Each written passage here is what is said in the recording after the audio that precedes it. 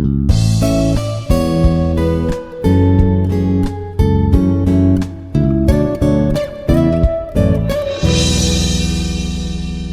noite, pessoal, tudo bom com vocês? Eu sou a Manuela Evangelista e esse é mais um episódio do podcast Literalis. Bom, nós estamos no segundo episódio. No anterior, nós trouxemos dois convidados, que foi o professor Sérgio e a professora Silvia, e a gente discutiu esse não lugar da mulher na literatura e outras as questões que isso envolve, que isso implica. E hoje nós estamos com a equipe do Literalis reunida. Como eu falei anteriormente, nós somos 5 mulheres que resolvemos nos juntar para poder discutir e problematizar essas questões. Então, as meninas vão se apresentar agora e a gente vai iniciar a nossa discussão. Oi, gente, eu sou a Ana Tereza. Olá, meu nome é Isabela. Olá, novamente, eu sou a Camila. Oi, eu sou a Thaís. A gente vai discutir alguns parâmetros que nós escolhemos para esse podcast, que vai ser o uso do pseudônimo masculino, os desafios enfrentados para ter a literatura como profissão, a mulher limitada a estereótipos e a realidade fora dos livros. Então, esse segundo podcast, a gente resolveu trazer algumas escritoras que fazem, assim, são bem importantes, né? São ícones da literatura, principalmente a feminina, né? E a primeira que eu gostaria de apresentar a todos é a Emily Brontë. Ela é escritora de Morro dos Ventos Uivantes, o único livro que ela escreveu. E ele foi publicado em 1847 e ela morreu em 1848. Então ela não pegou a fama do livro, porque para a época dele, ele foi considerado violento e obscuro, porque a forma como a Brontë escrevia não se adequava mesmo aos parâmetros. Porque a vida pessoal dela, ela era de Yorkshire, só que a mãe morreu quando ela tinha 2 anos. Então ela viveu sempre com o pai, que estudava na Universidade de Oxford, só que ele ficou pobre, então ele teve que virar reverendo da igreja, e ela foi mandada para Bruxelas. E ela se sentia muito depressiva lá em Bruxelas, porque era um país muito reto, né, para Yorkshire, que é montanhoso. Então ela se sentia depressiva. E quando ela teve que voltar para Yorkshire, ela escreveu O Morro dos Ventos Uivantes e colocou, assim, toda a personalidade dela naquilo. E para a época, isso foi terrível. Ele era considerado, assim, um livro horroroso, só que para os parâmetros realistas, né, do século XIX, ele é perfeito. Ele é um clássico da literatura inglesa e super importante para o nosso ponto, né? Que ela escrevia com o pseudônimo de Alice Bell. Por quê? Ela é a segunda mais velha das irmãs Brontë, a Charlotte, a Emily e a Anne. Todas elas escreviam sobre um pseudônimo porque, segundo a própria irmã, 2 anos depois que ela faleceu, para a época, a mulher escrever o que elas escreviam era, assim, uma forma quase ofensiva, né? Não se adequava, não deveria e, principalmente, não pode ser. Então, elas tinham que achar uma alternativa. E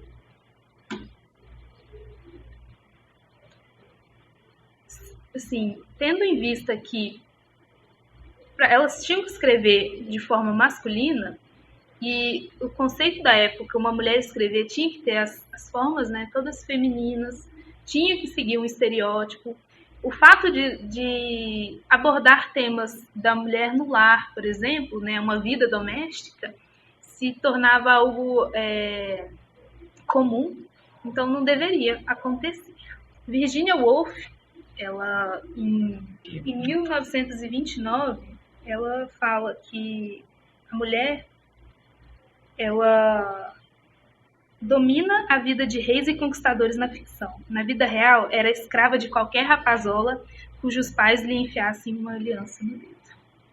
Então, tem toda aquela coisa de ser uma mulher do lar, não poderia ser nada do machismo, dela ter que ocupar sempre esse lugar, né, de esposa e de ficar em casa e o homem sair para trabalhar, para sustentar a família. E é uma coisa que se repete, né? Inclusive até os dias de hoje ainda tem muito essa questão do machismo e do lugar que a mulher deve ocupar. Muitas vezes eles tocam no assunto da suposta, né? Eu não acho bem certo falar isso, a inferioridade da mulher, mais para mostrar que eles são superiores do que para realmente problematizar o fato de uma mulher ser considerada inferior. Uhum. Então, é aquela coisa de eles nem aí, mas estão aí porque são melhores, né? Se acham melhores. Então, essas diferenças, essas características, né, a gente pode encontrar dentro das obras femininas. No caso da Lígia Fagundes mesmo, ela tem uma das suas características principais é abordar a mulher como a frágil, a que precisa de cuidados, e sempre a figura masculina ela vem atrelada ao poder, a grandes cargos de poder. Então você pode sentir que não existe uma literatura feminina e masculina que são iguais. Sempre aquela vai puxar a sua realidade. O masculino vai sempre tratar do homem que tem esse poder, essa autonomia sobre as mulheres, e as mulheres mais inferiorizadas, né? Até mesmo na literatura feminina a gente pode estar encontrando isso. E essa diferença de período em que as escritoras viveram, elas influenciam muito na escrita. Que no caso da Lígia Fagundes mesmo, ela é uma autora contemporânea, apesar de já ter 96 anos, ela não enfrentou as dificuldades que essas escritoras do século XIX, né, sofreram lá no início para poder escrever. A gente também tem que levar em consideração que as mulheres elas tiveram o ingresso na escola a partir do ano de 1800, né, que realmente as mulheres tiveram um contato com a educação, e mesmo assim não eram em escolas, eram aulas particulares, em casa, sobre uma rígida como eu vou falar? Como se quase que um regime... É uma limitação do que elas poderiam... restringindo exatamente o que elas podem aprender, né? Nem por isso elas poderiam aprender. E não significa que essas mulheres já não escreviam. Assim que as mulheres foram alfabetizadas, elas já escreviam, mas para publicar mesmo foi bastante difícil, que veio ocorrer bem depois, né? Uhum. Só para complementar aí no que a Isa falou sobre a questão até mesmo da Camila, que falou que as mulheres eram mais restritas, né? Já eu entro aqui na questão da Cecília Meirelles, porque ela, apesar que ela ainda foi houve uma restrição muito grande em relação a Cecília Meirelles, mesmo ela sendo uma das, né, considerada uma das grandes representantes da literatura brasileira, mas em comparação parece que ela tem uma ascensão um pouco maior, mas poderia ter sido muito mais pelo, né, o grande acervo que ela tem. Eu sou meio suspeita para falar de Cecília, porque eu tenho uma admiração pelos textos, pela forma que ela coloca, né, a forma que ela expressa nos livros, nos textos dela, porque eu me identifico. Cecília, ela é muito humana, ela passa sentimentos. Parece que você, como se quando você lê um texto, ou quando você lê uma frase mesmo da Cecília Meirelles, parece que é algo que fala com você, fala no seu íntimo. E um pouco assim da biografia resumida da Cecília, eu acho importante falar, porque ela faz realmente, a gente tem que ser lembrada, tem que ser citada, porque realmente é uma escritora que representa a nossa literatura brasileira. Cecília Meirelles é uma das grandes escritoras de literatura brasileira. Seus poemas encantam os leitores, né, de todas as idades. Isso até hoje, você pode ver que a gente vê post no Instagram, até hoje se fala das frases que são muito famosas. ela já faleceu. Ela nasceu em 7 de novembro de 1901 e faleceu em 9 de novembro de 1964. Ela nasceu no Rio de Janeiro e faleceu lá no Rio de Janeiro mesmo, aos 63 anos. E ela compôs, ela já foi professora, escritora, poetisa. Ela tinha as poesias dela eram muito líricas e ela, como eu disse, Cecília era muito humana. Então, era muito expressiva, muito sentimental. Ela perdeu quando ela nasceu, o pai dela já havia falecido. Então, sua infância foi marcada pela dor e pela solidão, pois perdeu a mãe com apenas 3 anos de idade e o pai não chegou a conhecer. Morreu antes do seu nascimento. Ela foi criada pela avó, Dona Jacinta, e por volta dos 9 anos de idade, Cecília começou a escrever suas primeiras poesias. Então, por isso que ela tem esse lado muito sentimental. Acho que tudo que ela viveu na infância, esse momento talvez de ser órfão, de se sentir muito sozinho, eu acho que ela expressou tudo isso nos poemas, nos livros dela. Bom, puxando um gancho aqui das escritoras brasileiras, temos a Maria Firmina dos Reis, que ela nasceu em São Luís, no Maranhão, no ano de 1822. Ela foi educadora e uma escritora negra. Uma das obras dela, que é bem conhecida, é o livro Úrsula, que ele foi publicado em 1859. Nesse livro, a princípio, quando a pessoa começava a ler, ela já tinha em mente que seria apenas mais um romance romântico daquela época. Só que porque retratava o amor entre Úrsula e Tancredo, e o tio comendador, que era meio que o vilão, porque ele queria casar-se com Úrsula, mas ela não queria porque ela amava o Tancredo. E nesse livro, depois dessa introdução, logo a Maria Firmina dos Reis já vem desconstruindo uma visão etnocêntrica e masculina, porque ela trata da escravidão dos africanos. E ela valoriza os caráteres afrodescendentes, que ela deu voz a personagens negros. E antes dela ter feito isso, alguns autores, inclusive autores homens, já tinham feito isso, mas nenhum deles tinha conseguido mostrar o grau, os negros com o grau de indivíduo, como ela mostrou, porque ela realmente deu voz para eles. Não mostrou assim um lado ruim, porque quando retratam-se dos negros, costuma-se apenas lembrar de um lado ruim, ou uma coisa negativa, mas ela realmente valorizou isso, inclusive porque ela também é negra. Puxando um gancho também para o que foi falado na questão do machismo, né, do lugar da mulher dentro de casa, submissa, do que a Ana falou, da Maria Firmina. A Maria Firmina, ela conta uma história inversa, né? Ela dá voz justamente para os negros, que naquela época eles foram silenciados, escravizados, né? Eles foram arrancados do país de origem, trazidos para o Brasil para poder serem escravizados. Então ela conta uma história inversa. E falando de uma outra autora negra, que eu acho que isso é importante, porque o número das autoras negras é muito menor. Quando a gente fala de literatura feita por mulheres, ainda tem uma outra vertente, que é a literatura feita por mulheres negras, que as mulheres negras, elas estão à margem. Então, assim, quando se fala de literatura feita por mulheres, são mulheres brancas, geralmente, da elite. Então, eu trouxe a Carolina Maria de Jesus, que é uma autora moradora da periferia.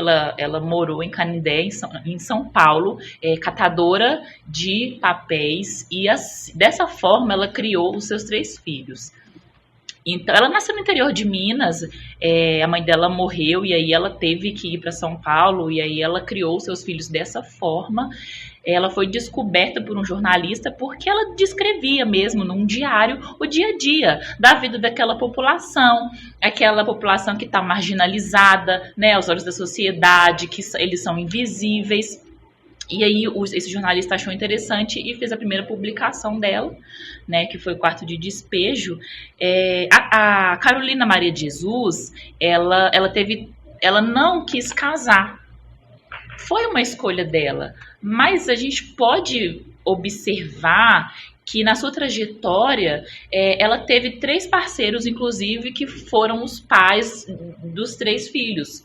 Ela teve 3 filhos, cada um com um parceiro diferente, e ela escolheu não se casar, enfim, ela sofreu na mão deles, e aí, mais uma vez, a gente retoma aquela questão. A Carolina, ela é do século XX já, ela nasceu em 1914, né? Posteriormente, a gente tem aí o pós-guerra, né? Meados dos anos 60, assim, que é quando explode o movimento feminista no mundo. Esse movimento feminista chega no Brasil só na década de 70, como sempre o Brasil aí sempre, né? Atrasando aí o processo, chegando por último, mas enfim. Então, ela tá ali nesse cenário, só que sendo uma mulher negra e periférica. E aí ela cai no esquecimento, porque ela teve mais 3 obras publicadas, mas não fez tanto sucesso quanto o Quarto de Despejo, que é mesmo o relato de uma favelada que ela conta o dia a dia daquela população. E aí ela ganha notoriedade muito rápido, um reconhecimento muito rápido. As suas obras, elas são traduzidas em vários idiomas e ela dá entrevistas e ela se torna uma pessoa muito conhecida. Mas aí ela sai da favela, vai morar no bairro classe média, só que muito depois disso tudo, com o lançamento das outras obras que não fizeram sucesso, a Carolina cai no esquecimento. Mas importante falar também que não é só a Carolina. A maioria das autoras femininas, elas são esquecidas assim. Mulheres, né? Que aí a gente entra naquela literatura feminina, né? Das autoras mulheres, elas logo caem no esquecimento. Igual não é o caso da Cecília, né? A Cecília entrou para o cânone literário, né? E isso é mais raro, porque nas escolas é muito trabalhado Cecília, mas ainda assim, mesmo que Cecília tenha entrado para o cânone, ela ainda não ocupa o mesmo lugar dos homens. Verdade, sim. E é um fato, todo mundo falou, a mulher escrevia sobre o que ela via, né? Então, a realidade dela era o que ela escrevia. E quando surge as autoras mulheres, elas surgem como um grito. Não é um grito de socorro, é um grito para se impor. Eu existo, eu tô aqui, né? Eu tenho voz, eu quero escrever, eu quero falar. Eu não vou aceitar qualquer coisa e eu vou mudar essa realidade. E mesmo que não seja uma realidade que vai ser automaticamente transformada, elas plantam pelo menos uma semente.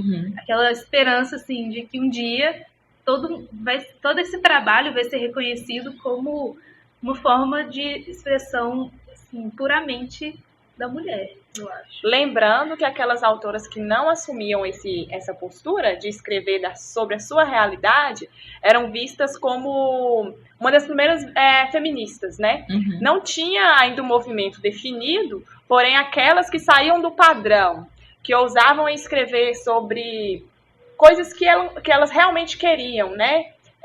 Pensamentos que não eram iguais ao de todas as mulheres, de retratar a vivência doméstica, ou que queriam um espaço diferente na literatura. Tratava muito sobre questões eróticas em suas obras, e isso gerava uma polêmica muito grande, e como é o caso da Narcisa Amália, que foi uma das grandes percussoras do movimento literário. E quando a mulher ela assumia esse grito, né, como a Isabela falou, era tão julgada que elas escolheram usar os nomes masculinos.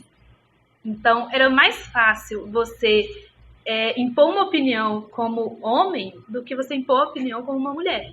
Então, no caso das irmãs Brontë, todas as 3 irmãs usavam pseudônimos, e a população da época que lia achava que era até uma pessoa só, porque elas tinham sempre a mesma visão de não aceitar mesmo qualquer coisa imposta e de, como se diz,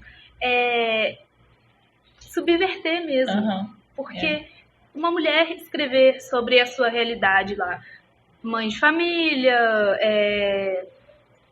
doméstica, era uma coisa. Agora, uma mulher escrever sobre um amor com traição, com violência, com cenas assim, o erotismo, principalmente, que era um escândalo, né, para a época. Ela era assunto de mulher. duramente criticada. Uma mulher não pode falar disso, né? Exatamente. Restringe Só muito. pra homem. Sim. Mas isso não passa de um machismo, né? Um machismo Exatamente. da sociedade. E nessa questão mesmo dos pseudônimos, a Maria Firmina dos Reis, ela assinava como uma maranhense. Apesar de ainda ser no feminino, era meio que uma questão de segurança, por medo da represália e tudo. As pessoas não iriam identificar ela como a Maria Firmina, né? Mas para manter a segurança mesmo. Se a gente for ficar falando aqui, eu acho que tem muita pauta, tem muito conteúdo.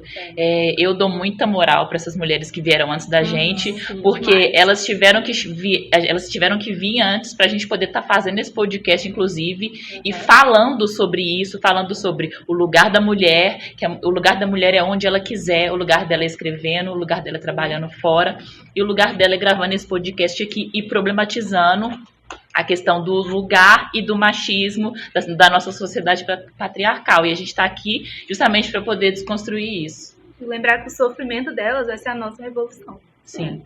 Porque a gente está aqui para mudar o que elas não conseguiram. A gente vai ter que encerrar, né, esse episódio. Agradecer aí mais uma vez pela escuta, né? E aí a gente, até o próximo episódio. Né? Meninas, uma boa noite. Boa noite. Boa noite, gente. Até Tchau, o próximo pessoal. episódio. E temos o Instagram também, que é o Literalis, o @Literalis, _, que vocês podem estar seguindo lá. A gente vai estar compartilhando frases, nomes de autoras, e sempre que sair um novo podcast, vocês vão poder estar conferindo lá. Inclusive, alguma dúvida ou alguma pergunta que vocês queiram para o próximo podcast, que você pode estar falando lá pra gente. Interage com a gente lá, que aí, de repente a gente procura responder algumas dúvidas de vocês. Nós somos estudantes, né? A gente está em processo de formação ainda, mas a gente corre atrás e a gente pode responder você sim, tá? Mais uma vez, muito obrigada e até o próximo episódio.